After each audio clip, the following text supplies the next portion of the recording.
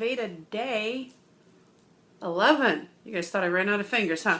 Probably can't do that tomorrow, but there you go. Veda day 11. So today's prompt is supposed to be a challenge. We're supposed to challenge somebody else in the Vat and Veda group to draw us.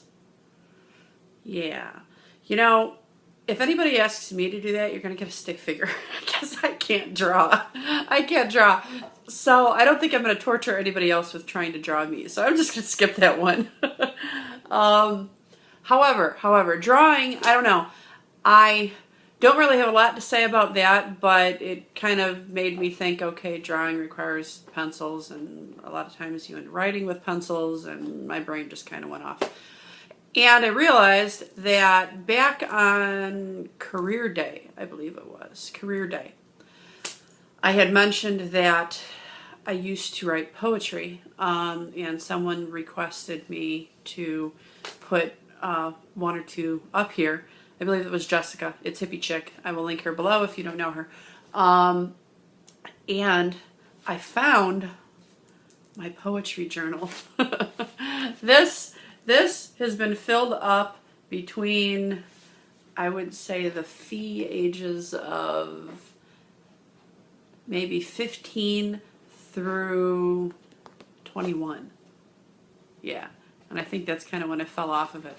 Anyhow, I did keep everything that I ever wrote, and I thought instead of the drawing thing, which, like I said, if any of you ask me to draw, you're going to get a stick figure tomorrow. I thought I would do that request and read off a couple of my poems. Now, I will say I have never done this. I've never read poems aloud online for the whole world to hear. So this will be a first. I did take a poetry class in college. I think the couple that I'm going to choose is probably from that realm. So these are the older ones. And I know that because on the top of these pages, I have written the assignments that they were for.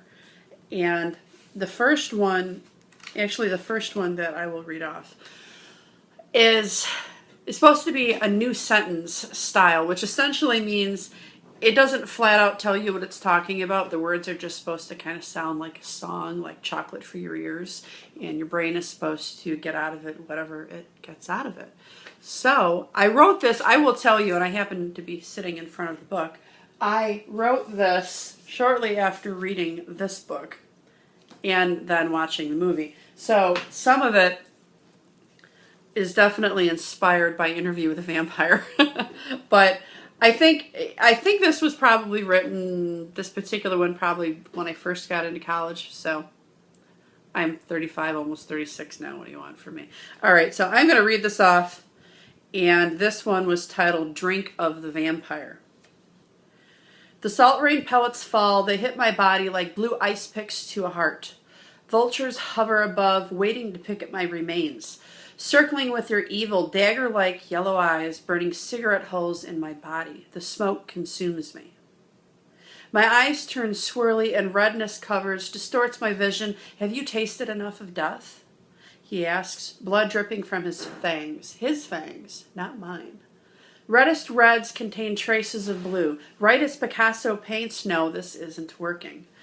But the vampire eggs on. I am the drink of eternal life. No, I'd rather have a strawberry daiquiri or two or three.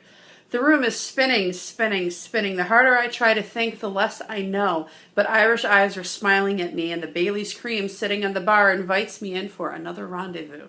An offer I can't refuse. Visions of four-leaf clovers all throughout my head, 'cause good luck stirs in the wishes of many. But the vampire persists. Sit down next to me. The window still is a raven's perch. The end is near? No, I don't think so. Yellow eyes carve holes through my sanity. Spread wings surround my realm in darkness. Spinning, spinning. Blood is poured into a crystal glass. Drink of ever living without the living. The vampire tops it off with a cherry. Blood is like wine. It's this death or that death. This wine or that wine. But Irish eyes continue to smirk. Present collides with the future, and the middle is yet unseen. It enables a world of enchantment. Immortality of forever, life after death. But strawberry daiquiris taste better, and I'm here to please myself, not him. Keep my mind on where I am and not where I could be. Could be this vampire my future and the crystal drink, my shadowed manifest destiny.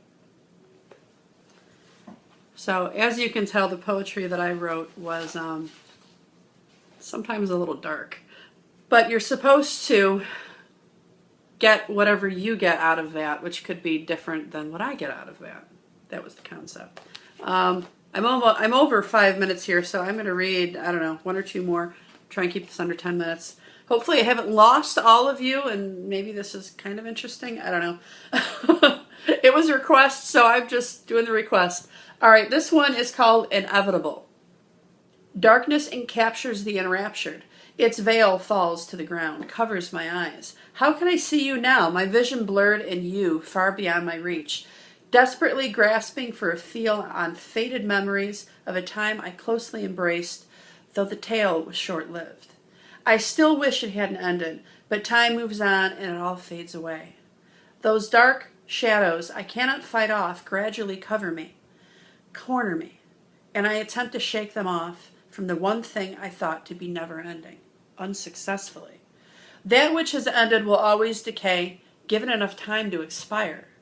No matter how brightly love shined, no matter how deeply initials were etched in stone, the rock will eventually crumble, the shimmer eventually dies out, permanently extinguished as another victim of time. And the last one, and then I'm going to let you guys go, is Projectivist Notion was the title. Each sentence bends towards the light, each letter tethered loosely in a vine. Let me correct, for nothing stays the same, and even tulips endure a change. Each idea, phrase, suggestion has its place in the seed of non-refrain. Grow from under the soot, glow, show us your phenomenon. Words linger only moronically, but should they be involved in everything, then this tree will grow, vigorously like spawning snapdragons, rather than a runtful of regurgitating weed. No margins, no boundary lines. Here is a place where white petals fall from a black rosebud instead of tears, only because you tell them to. And that's it. That's Fee's poetry from well over a decade ago. I will talk to you guys tomorrow. I hope you guys enjoyed this. See you later.